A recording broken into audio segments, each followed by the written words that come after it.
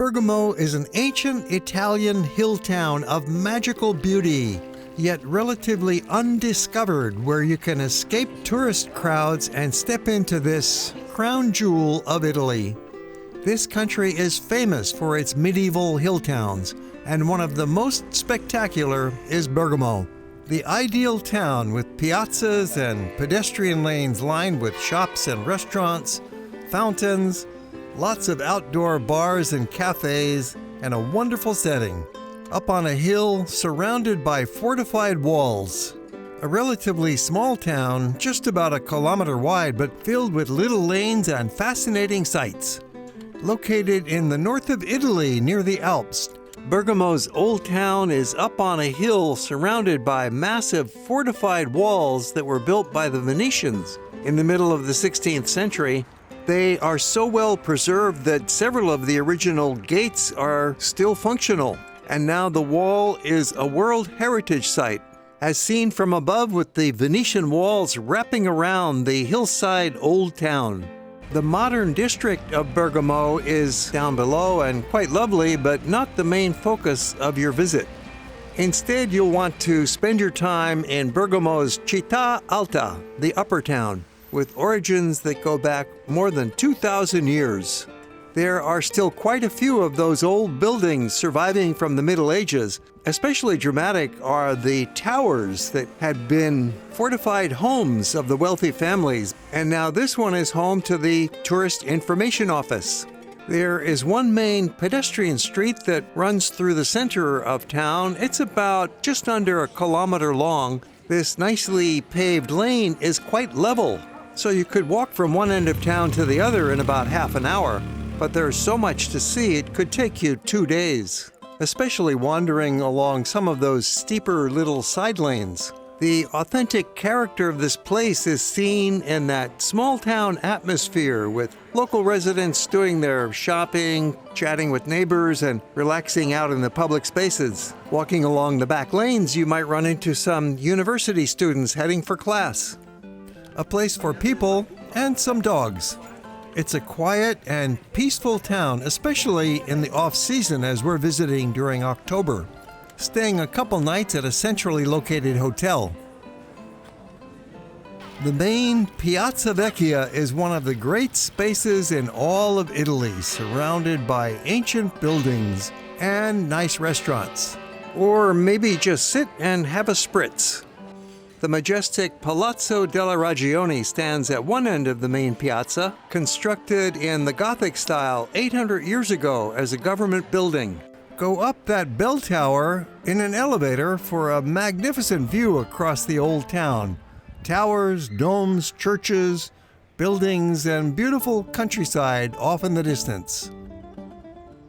Of course, the old Gothic and Baroque churches of Italy are always fascinating to visit, and this piazza has 3 of the best, which we will take you inside later for extended visits. Even the backside of this church is spectacular. We'll take you on a funicular ride, which is one way to get down from the hilltop to the lower city, or maybe rent a scooter, but walking is always the best way to get around. Excellent restaurants are always an attraction in Italy. Bergamo has some palaces open to the public, some with amazing interior displays like Moroni and its own private garden, and vistas looking out across the countryside. One of the most important features that Bergamo is famous for is the Great Wall that runs all the way around the city. Built by the Venetians back in the 16th century and has been designated a UNESCO World Heritage Site with its green park surrounding the town. With all of its grand history, churches, and monuments, it's those little pedestrian lanes that are some of the most attractive features of the city. The place you'll spend most of your time just wandering around enjoying the sights. And a little shopping, eating, and drinking. The old town up on the hill overlooks a modern city down below, which also has its charms, as we'll show you later in the program. But the primary focus of our visit, as illustrated on the map, is walking right through the heart of the old town on the main street with an extended look at the piazza and churches, then continuing all the way around in a big circle route, then walking other routes through the different side lanes. After that, we'll take you into the modern town for a quick look there. If you're arriving by train, which is a good way to get here, the station is in the modern city, with a busy station and frequent service, but it is located about 1.5 kilometers from the old town. Upon arrival by train, you could go right to the Tourist Information Office located in front of the train station, and there you can pick up some booklets and free brochures about the city. They could help you find a hotel room and explain how to use the city bus. Then hop on the bus, number 1A, and that will take you directly up to the old town. Especially useful if you're going to be spending a night or two and are traveling with luggage. You don't want to walk that 1.5 kilometers. Or if you're just visiting on a day trip, you might not want to spend that time and energy walking through the new town, which does have some attractive places you can see through the bus window. And maybe walk down there later to have a look, as we'll show you towards the end of the program.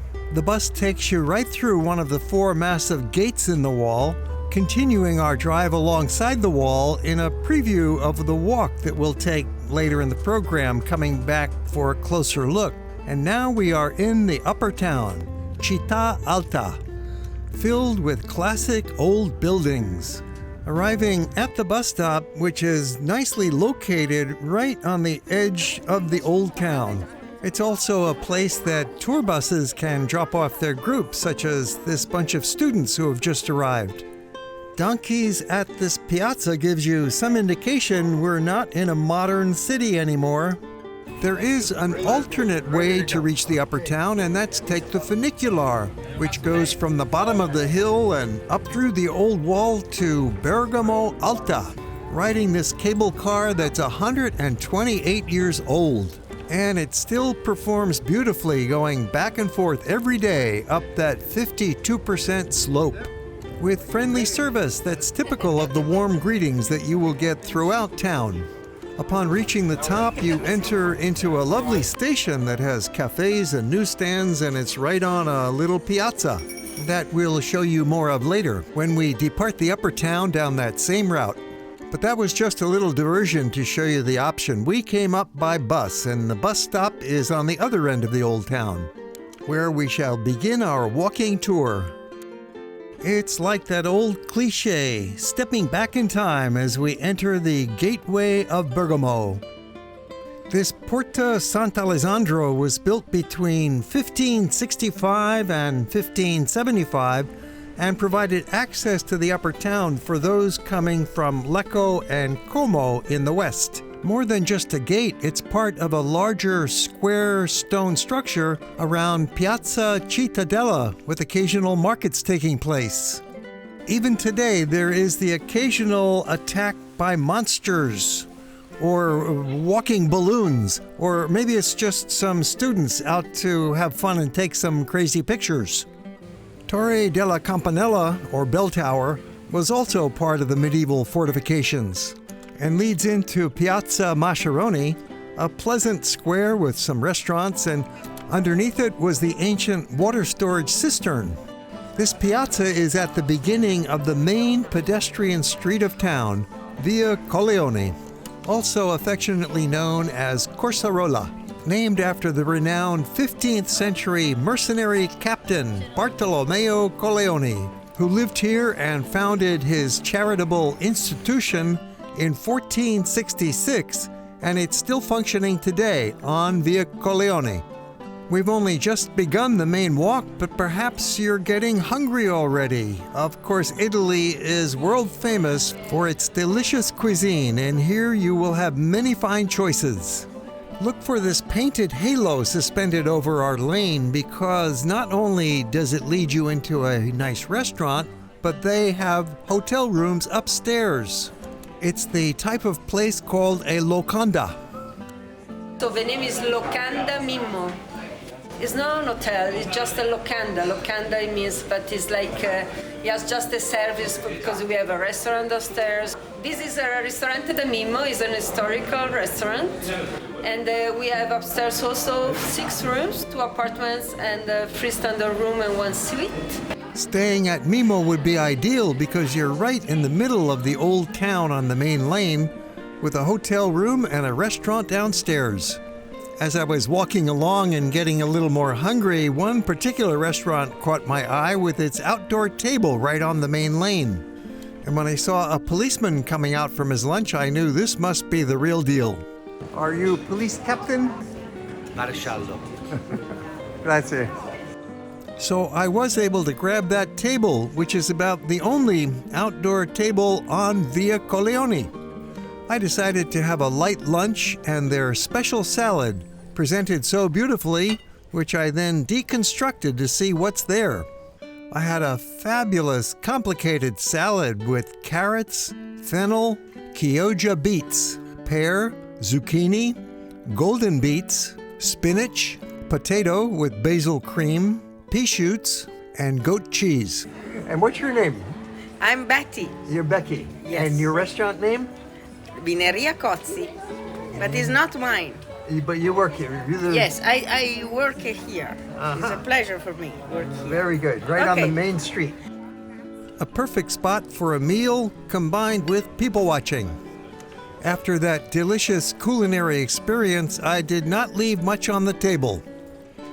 I got curious about the restaurant, so took a walk inside and discovered they have several big rooms with an extensive menu such as porcini tagliatelle, stuffed ravioli fresh, polenta from Bergamo, beef cheek, deer rib, sausage hamburger, duck, roasted octopus, and mixed vegetables. Continuing along on Via Colleoni, you'll notice there is a local food market, their version of a supermarket in a little shop front. We have more scenes of this beautiful street a little bit later, but now it's time to dive into the big Piazza Vecchia, surrounded by restaurants and historic buildings with a fountain in the middle. This is the heart of town. Piazza Vecchia represents the core of Città Alta. It has been the center of political and religious power for centuries, and it keeps being one of the most popular places for Bergamo citizens to spend some time with friends. These loggie with their pointed arches are underneath the Palazzo della Regione, which served as the seat of the city's government during the Middle Ages, built almost 1,000 years ago to host the city public meetings. The Contarini Fountain in the middle of the piazza is decorated with statues of sphinxes, lions, and snakes. There are so many wonderful photo ops here, it's a good spot to show your love for your pet dog. Generally considered one of the most beautiful piazza in all of Italy, and that's saying something because every town in Italy has a piazza. But this one is really quite special with these old medieval preserved buildings and cafes and great sights all around it. This white granite Renaissance building is the Palazzo Nuovo on the north end of the piazza, built originally from 1604, and it took 300 years to finish it, ending in 1928. It served as Bergamo's town hall for most of that time, right up until 1873.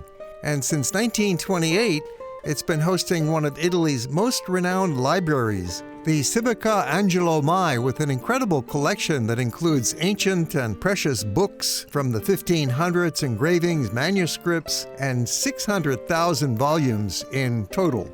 The terrace in front is a popular gathering place for locals and a convenient spot for visitors to sit down and rest and do some people watching.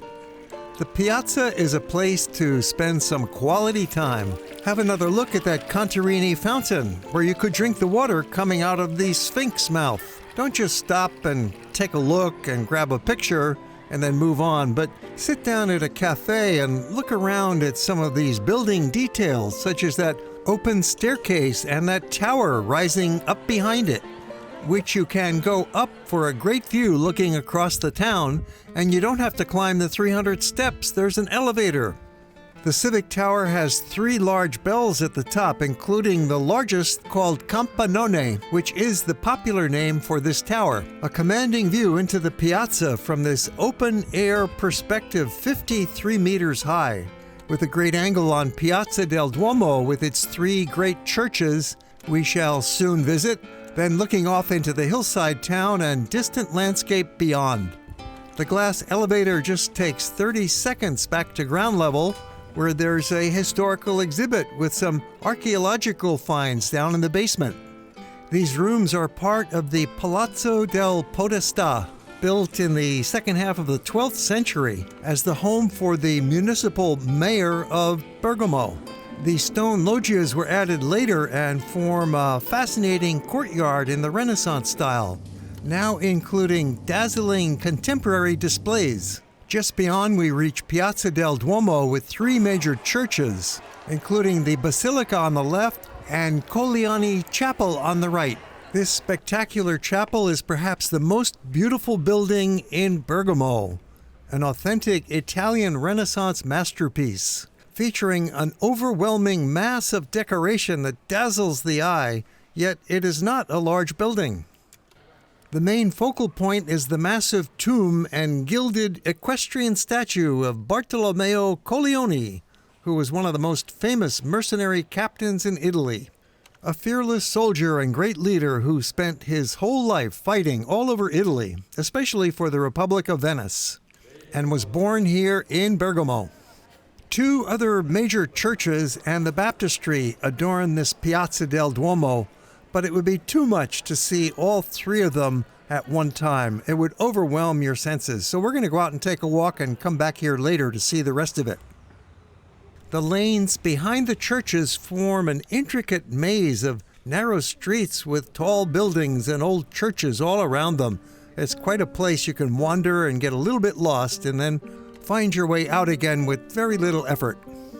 Looking up at the tall tower and rounded arches at the back of this basilica, we can see that Romanesque style of a building that dates back to 1140. Entering an adjacent piazza, we get a look at the headquarters for University of Sciences, Letters, and Arts of Bergamo. Next to it, a historic fountain connected to a cistern that supplied water to this part of town. We are just 1 block behind the major piazzas Duomo and Vecchia, and yet we have entered this little tangle of narrow alleys and smaller piazzas off the beaten track. This street is named after Bergamo's most famous composer, Gaetano Donizetti, who created about 70 operas. Sometimes we can get dog-tired walking around in these little lanes, need a break. But gotta hustle on, there's a lot more to see. There are some schools in this neighborhood, including a building of the university for the Department of Linguistics. This road continues down to that funicular station, which we'll see in a minute, but we're going to backtrack through some other side lanes and have a look at a very interesting washing fountain. Most houses in the upper town did not have running water inside the houses in the old days. So this basin was built at the end of the 1800s to provide a washing facility. The water supply cistern could contain 300 cubic meters of water built below the structure, and a discharge system and drainage channels that make it an amazing design model. Wandering along alleys through arches to apartment courtyards is a lovely way to explore the back street. Then we return to the main lane of town. Earlier it was called Via Colleoni, now changes names to Via Gombito, leading towards the east side of town, similar to what we saw earlier with more shops and restaurants.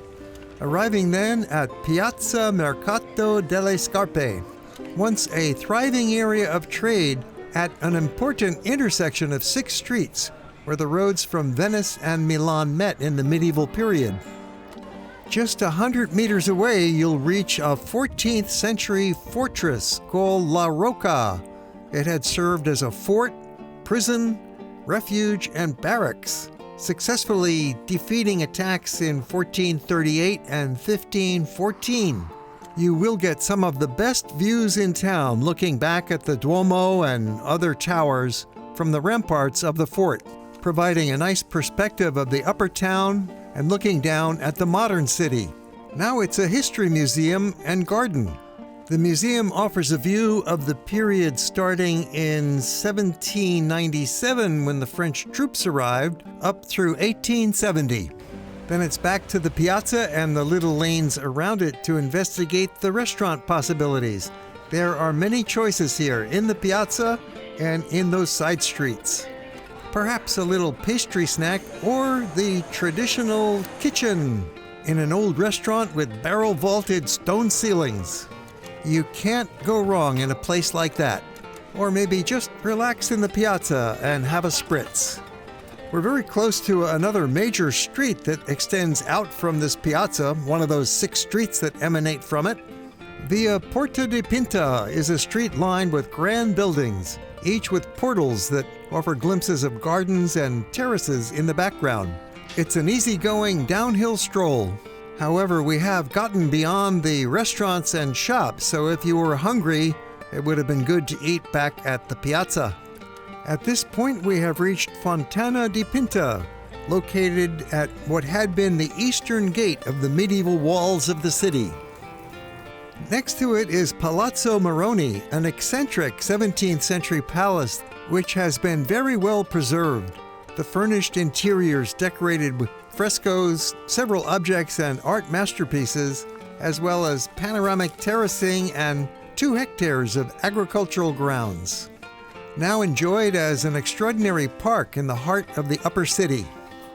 The interior boasts extravagantly frescoed walls with trompe-l'oeil figures seemingly suspended from the ceiling, creating the almost psychedelic illusion that you are staring into a 3-dimensional space with columns, arches, balconies, colorful costumes, and angels flying through the air.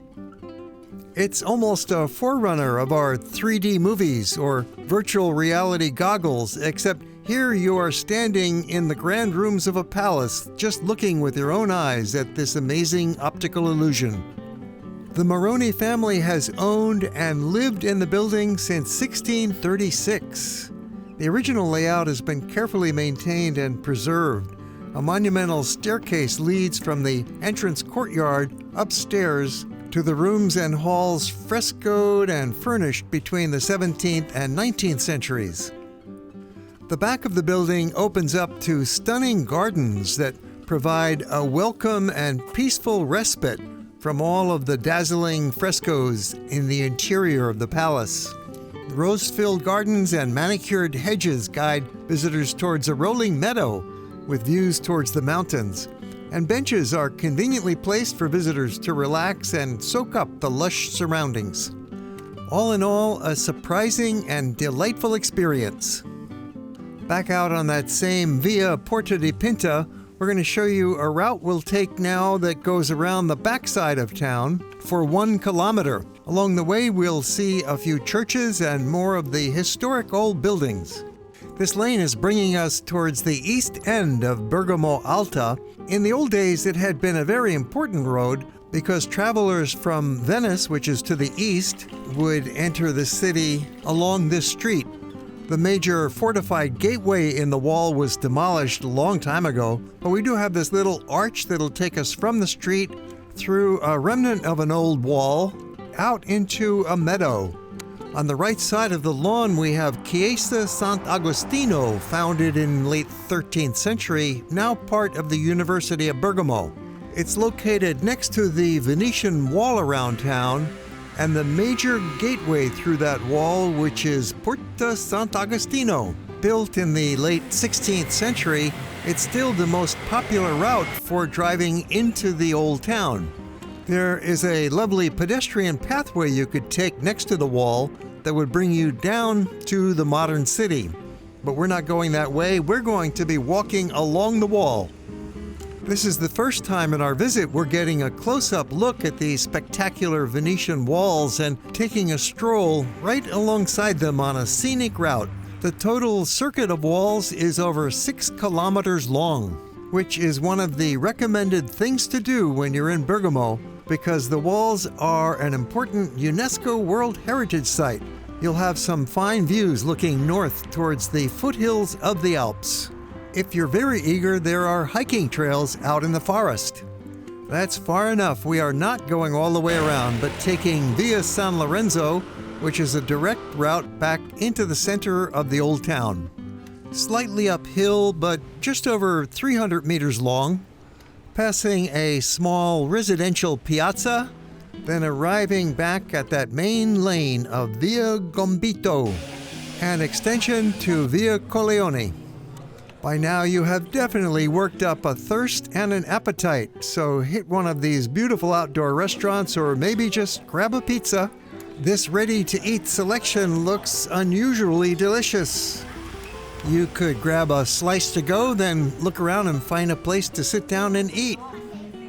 Of course, you'll generally be better off sitting down and having a nice meal at a restaurant, such as at Al Donizetti, which has a beautiful outdoor pavilion, reminiscent of the old markets of Italy, like you'll find in Florence, with that lovely multi-arch loggia, and outdoor tables right on our main street of Via Gombito.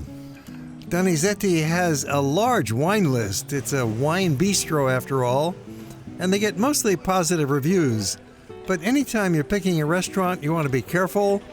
Have a look around before you sit down, see if people are eating, check the prices, ask around the neighborhood and shops and elsewhere for restaurant recommendations, and then take your pick. Sometimes the setting, like at this outdoor restaurant by a fountain, is as important as the food. If you do see a lot of people at a restaurant sitting with no food waiting for service, then go somewhere else. The tourist information office is nearby. Hello, I'm Elena. I'm in the tourist office of Bergamo, and I will tell you that Bergamo is a beautiful place, the place to be. Stop by and get some free information and brochures. It's located right next to the Gombito Tower, so you can't miss it, at the corner of Via Gombito and Via Lupo, just around the corner from Piazza Vecchia.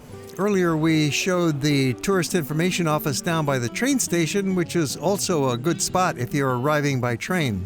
There are only a handful of hotels up here in the old town in Bergamo Alta, but some of them are quite nice, such as Il Sole. My name is Roberto. There is the Hotel Sole in Old City, historic hotel in this town. My family is here 40 years, but this hotel is 500 years. It's born in 500 years ago. It's the first hotel born in Bergamo. And you have a restaurant. Yeah, it's the big restaurant. I had a restaurant with the garden inside, and the restaurant is big. We have the 10 room. It's a hotel. It's a little hotel, but it's characteristic. And not expensive. Not expensive. And you're right on the piazza. It's in the corner of Piazza Vecchia. It's the principal square in the old city. I stayed at the 4-star hotel Piazza Vecchia, which frankly is more like a 3-star hotel, but quite nice. After you climb the steps up to the lobby, it's right on the main lane, very near Piazza Vecchia.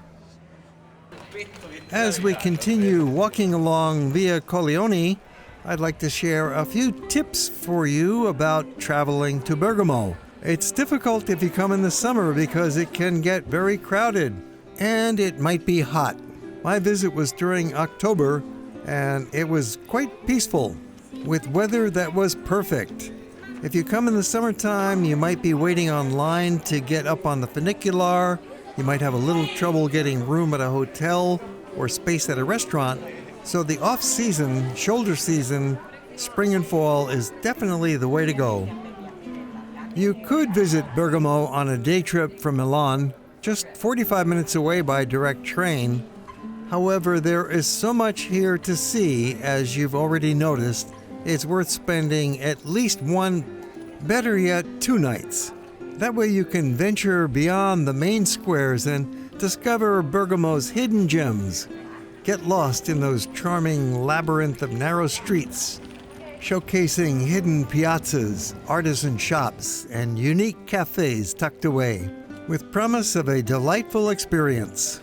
We've walked to the end of Via Colleoni, exiting out through the wall to where we began this visit when we got off that bus, but we're continuing this time a block over outside the city wall, some of which is now encircling a public parking lot.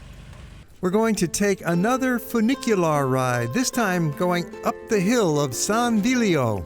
A short journey well worthwhile, because when you get to the top, there's going to be an outstanding view across the city, and there's a castle. You could walk up for free, but the round-trip funicular costs under €3. So take that little train, and then you walk out onto the observation terrace, and you get a spectacular view. From this upper vantage, you're looking down on the upper town, with the lower town beyond, spread out into the distance. From the funicular, walk further uphill a couple blocks to reach the castle. These are spectacular ruins of a much larger fortress, first built in the 12th century, expanded in the 14th century, and then most of it was blown up by Napoleon. It had been the most important fortress of town, protecting Bergamo from attack for many centuries. Now we have a splendid view across the landscape that resembles the background of an early Italian painting. This garden terrace is at the apex of the small summit, providing 360-degree views all around you. When done, it's an easy walk downhill back to the funicular about 300 meters away, passing a small hotel, the Relais San Viglio, 4 stars with 9 rooms and a beautiful view. Keep your eyes open and your camera ready while going back down, and grab a window because you'll have more views all the way to the bottom. The track is 630 meters long and descends 90 meters. This funiculare first began operating in 1907. As we re-enter Bergamo Alta once again through Porta Sant'Alessandro, you'll see the winged lion on top. We'll explain that history with Venice in a little while. Now we're taking the last walking tour of our visit along a picturesque side lane and then passing the main section of the Venetian wall. Turning away from the main lane of the city and walking along Piazza Moroni, that soon becomes Via San Salvatore. Typical of the paving here, you can choose between smooth flagstones or the pebble cobblestones. We noticed some students walking through a gated entrance onto the University of Bergamo campus, which has numerous buildings distributed throughout the town. You'll probably see more students out walking, especially in these back lanes. The university has got 16,000 students in Bergamo. It was founded in 1968 and is already a regional leader in research and education. In some court meadow, impressive buildings and gardens. Via Vecchia is an impressive side lane that connects up with the town's main street, and along the way there are some interesting little shops. Here we encounter a glimpse of local life with residents going about their daily routines. Off the beaten track, like this general store that has a plethora of items. For local residents, not for tourists, we are away from the visiting crowd, and little alleyways fun to take a look at. This street has another building complex for the university. It's a school that accepts students from all over the world, creating a diverse and enriching learning environment, making a delightful place to study with a peaceful atmosphere amidst these historic sites. A narrow alleyway brings us down from Via Vecchia to Via Arena, the main street of this part of town. It's fun how these streets generally do not follow a straight line. There's little angles, sometimes they're curved, little mystery as to what's up ahead. That's always part of the game when you're walking in these little alleyways. Misericordia, a charitable institution founded in 1265, completed this important Baroque building in 1664 with a lovely cloister, which also houses the Museum Donizettiano, displaying the works of the renowned local composer Gaetano Donizetti.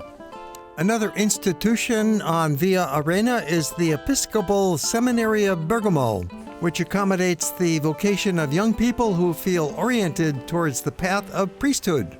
It's called Via Arena because it's the location of the ancient Roman amphitheater that was once here. In the Middle Ages, it played a significant role in the development of Bergamo Alta. You can see how much fun it is to venture beyond the main squares and lanes and discover Bergamo's hidden gems. Get lost in the charming labyrinth of narrow streets showcasing hidden piazzas, little shops, and unique sights tucked away. We take a right turn walking down Via Simone Mayr, another charming street nestled in the heart of town, passing medieval townhouses with their characteristic stone facades and alongside buildings with Renaissance influences. Notice again the attractive and functional street paving of brick and stone cobbles, providing secure footing. You're going to see some furniture restoration experts working hard on these narrow lanes, and skilled technicians doing much needed maintenance. Many of these old buildings look like they're brand new. We have now arrived at a most significant part of town, the main section of the Venetian fortified walls and gates. Porta San Giacomo is one of the 4 magnificent gateways through the Venetian walls and makes a great place for some pictures. It was built in 1592 by the important Venetian architect Vincenzo Scamozzi, with a design incorporating classical architecture with the Italian Renaissance. The wall extends along both sides with a huge stone ramp that comes out the front, which had originally been a wooden drawbridge over the dry moat. Now it's a pedestrian path that can take you all the way down to the lower town. From here we get outstanding panoramic views of the surrounding city and the Bergamo Valley extending off in the distance. You'll see the lower town below, which we are going to visit shortly towards the end of the program. These walls were built by Venice, which controlled Bergamo for 3 centuries from 1428 to 1797, even though it's 240 kilometers away. Venice was a powerful city-state with a vast empire that extended throughout much of the eastern Mediterranean. Now there are gardens here, and the promenade along the wall has become a very popular park, a place for some jogging or walking and healthy outdoor exercise, or maybe just kick back and sit on a bench and enjoy the view. After all, there are really no parks or patches of greenery when you're in the historic center. It's mostly stone and brick, with a beautiful collection of historic buildings, especially some of those big churches that we're going to show you now. We're looking at the south entrance of the Basilica of Santa Maria Maggiore, considered to be the most important building in Bergamo. Built in the Romanesque style from the year 1137, in thanks to the Virgin Mary for sparing them from a plague. The building was completed in 1355, and then later the interior was decorated in this high Baroque style. Massive tapestries cover many of the walls, making this space look somewhat like the hall of a medieval castle. Every square inch of the walls and ceiling is decorated with sculptures and paintings. Organ music certainly adds to the spiritual atmosphere as you wander about looking at these grand sights. The basilica is located adjacent to Piazza Vecchia, where we come out into a lovely evening glow. Once again, you'll come back into this piazza many times during your visit. There's something curious about placement of the 3 big churches. They're not on the main piazza. You can hardly see them from here, but they are just behind, through those arches of Palazzo della Ragione, in a space of their own, Piazza Duomo. On the right is the Colleoni Chapel we visited earlier, and now we're going inside the Duomo, the Cathedral of Sant'Alessandro. It is a wide, lofty structure with transept and dome, a semicircular choir, and gilt arabesques all over the walls and ceiling. It's dedicated to the patron of Bergamo, Saint Alexander, a building constructed entirely of white marble in the Renaissance style. Then later in the 17th century, embellished with Baroque angels, cherubs, and saints looking down on you. The Duomo holds numerous treasures such as paintings by Tiepolo and gilded marble inlays, and the mortal remains of St. Alexander, kept in an urn inside the high altar. Emerging again into Piazza Duomo, we see the octagonal baptistry, first constructed inside the Basilica, then moved out here in 1661. This completes our detailed tour of Bergamo Alta, the old town. We have one more thing to show you, and that's a visit to the lower town, the modern city, which is also quite lovely and interesting. You could walk down there or take the city bus, but more interesting to take the funicular from Piazza Mercato del Fieno. We showed you coming up this same funicular earlier, and we also took that other funicular to the top of San Viglio for that view from the fortress. This time we're going down to the new town. Our grand tour of Bergamo has shown you what a wonderful place it is. Even though it's not as well known as many other famous cities in Italy, you would find it is definitely worth visiting. More than a day trip, stay for 1 or 2 nights to get the most out of the experience. Wandering through the lower town, you might come across this Fountain of the Dolphin at a cozy outdoor cafe. One of the most impressive buildings in the new town is the Palace of Justice, the city's main courthouse, on Piazza Dante, which has the best collection of monumental buildings in the lower city, including this large structure, the Quadriportico del Centurone, which has porticos lined with shops and restaurants, with a garden park around it with benches for relaxing. While lounging around in this civic center, give me 1 minute to tell you the 3,000-year history of Bergamo. The first known settlement was a tribe of Ligurians about 800 BC. Then the Celtics from the Alps moved in 400 BC. The Romans arrived in 49 BC and built a town that expanded with 10,000 people. After the collapse of Rome, the Lombards came in. Charlemagne conquered in the 8th century. Then Bergamo enjoyed several centuries of independence, taken over by the lords of Milan in the 13th century. Then Venice arrived, as mentioned earlier. The French under Napoleon took control in 1797. The Austrian Habsburgs ruled briefly, then Garibaldi conquered Bergamo in 1859, leading to unification with Italy. Now it's a thriving modern city with a population of about 120,000 people. These neoclassical twin buildings at Porta Nuova form a propylea gateway to the city. Behind, we see Bergamo Alta rising majestically on the hillside, a stark contrast with the hustle and bustle of modern Bergamo. We are in the home stretch, walking down the main street of town. A good time to have a spritz and maybe grab an inexpensive sandwich. We're heading to the train station, and it's always a good idea to bring some food on board. Or you could eat while walking. It's an impressive train station with connections to many national and regional destinations. For example, you could get a direct train to Rome that would take 5 hours, or a direct train to Milan in just 50 minutes. In my case, I'm heading to Brescia, which is also a direct train route, no transfers needed, a 1-hour journey. I'll be showing you that beautiful town of Brescia in a different movie.